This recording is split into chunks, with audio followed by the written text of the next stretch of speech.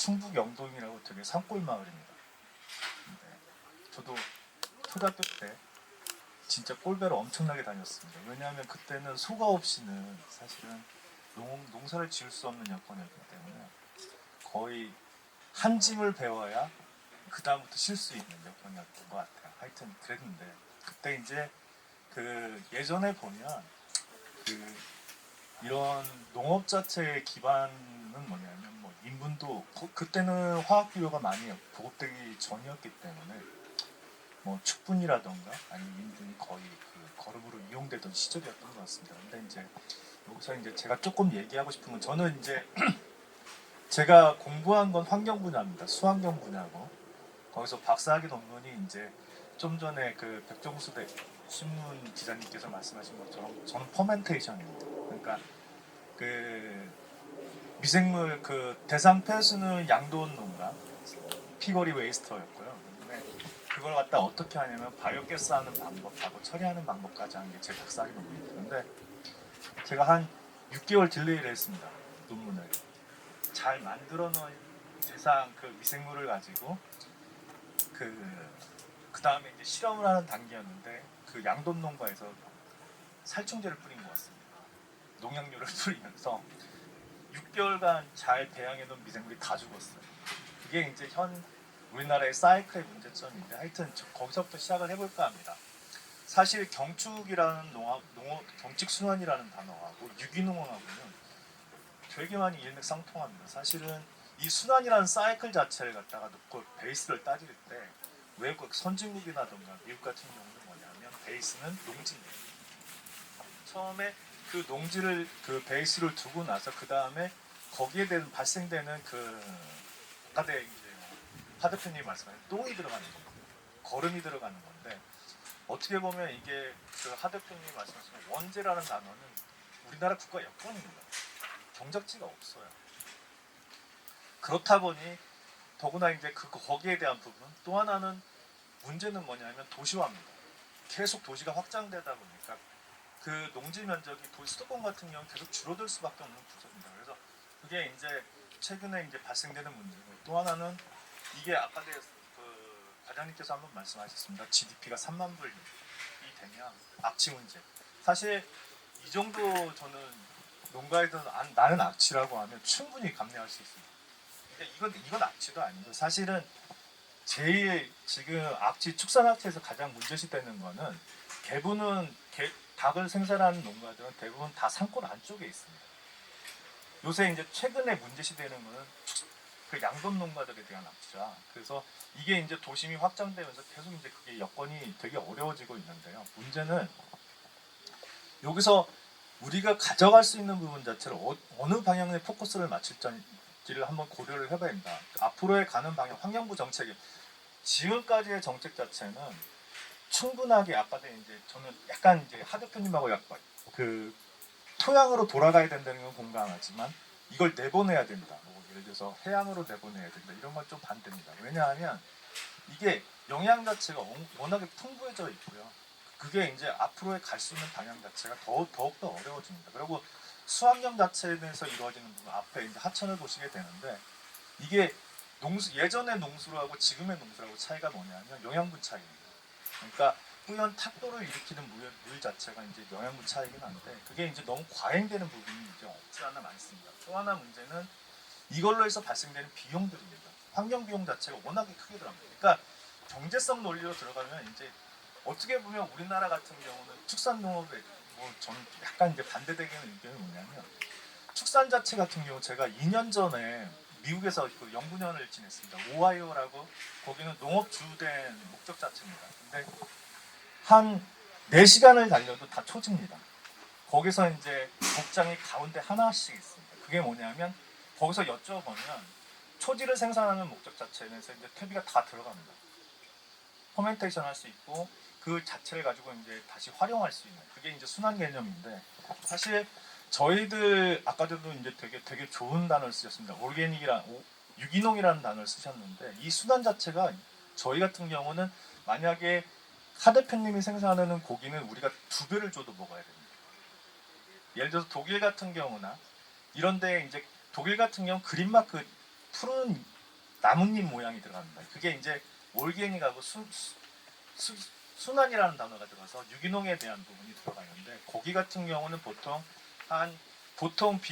생산하는 고기 단가보다 거의 한 30에서 50%가 비쌉니다. 돼지부터 해서 소도 마찬가지고요. 그게 이제 뭐냐면 순환 사이클로 인해서 그만큼 그 고기의 품질뿐만 아니라 자기한테 건강에 위해가 되지 않는 거예요. 왜냐하면 이제 앞서서 얘기했던 거 보면 뭐 축산의 복지도 얘기하시던데 하여튼 그런 부분이 되게 완벽하게 이루어지기 때문에 되게 비싼데 사실 우리나라 사이클로 본다고 하면 사실 저는 약간 이제 거기에 반대 입장이에요. 우리나라의 사이클, 그 유기농이라는 단어를 쓴다고 하면 사실 우리나라는 엄연한 유기농은 없습니다.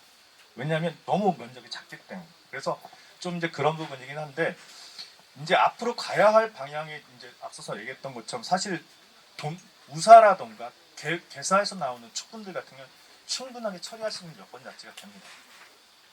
문제는 이제 분사입니다. 밀집사 앞서서 이제 그 하 대표님이 말씀하신 것처럼 충분하게 토양이 받아들일 수 있다. 안 됩니다.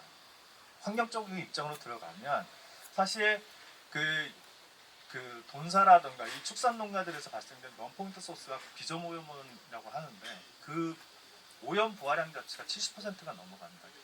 단편적인 홍성을 예를 들게요. 그 농가들에서 나오는 그 하천에 대해 조사를 해보면 이 축산 농가들에서 기여도가 거의 90%가 넘어갑니다. 그리고 되게 오염된 하천이기 때문에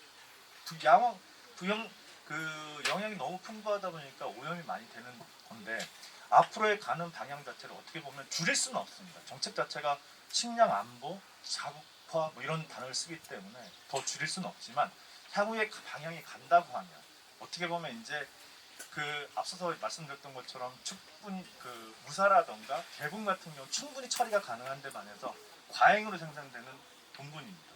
어떻게 생산할 건지 그게 이제 저의 박사학위 논문이었습니다. 근데 거기서 조금 재미난 얘기를 하자면 사실 돈분은 지금 단위 면적당에서 생산하는 그 돈분량 자체가 워낙에 높습니다. 어떻게 가져갈 건지 앞서서 그 발표 자료에 보면 돈분 같은 경우는 전량 처리하겠다.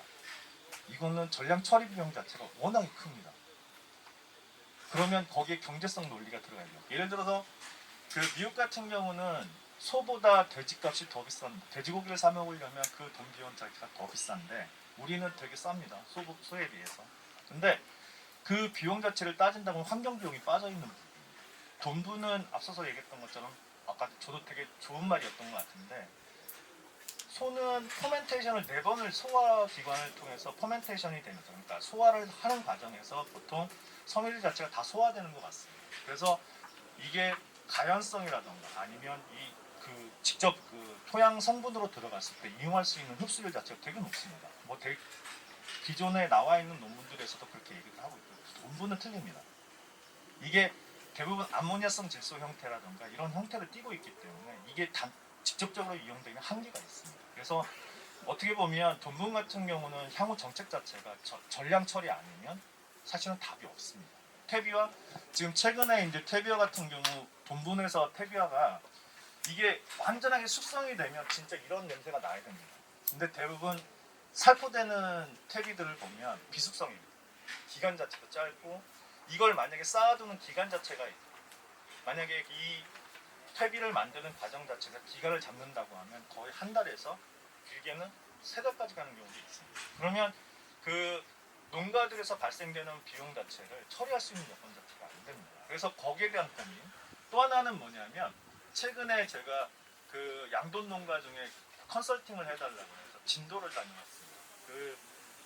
거기는 이제 기업농입니다. 12만 두를 키운다고 합니다. 그러면 우리나라 그 유통되는 돼지 100마리당 1마리가 자기 거래요. 그 정도로 이제 엄청난 기업농이었는데 그분 처리하는 게 이제 그만한 돼지를 4개의 농장에 걸쳐서 사육을 하고 있는데 거기에 물이 없습니다. 그러다 보니까 여기에 축산 분뇨가 발생돼서 처리해서 나가는 물을 다시 재이용합니다. 그러면 우리가 먹는 그 수돗물보다 더 깨끗합니다.